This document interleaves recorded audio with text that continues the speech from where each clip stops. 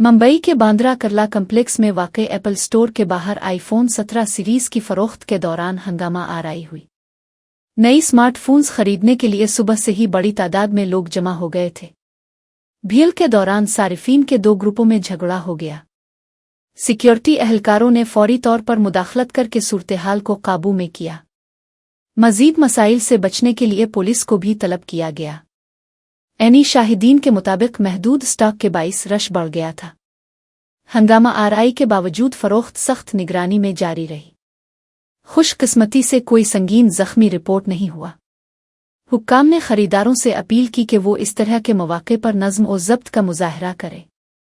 IPhone 17 series के पहले दिन ज़बरदस्त डिमांड देखने में आई।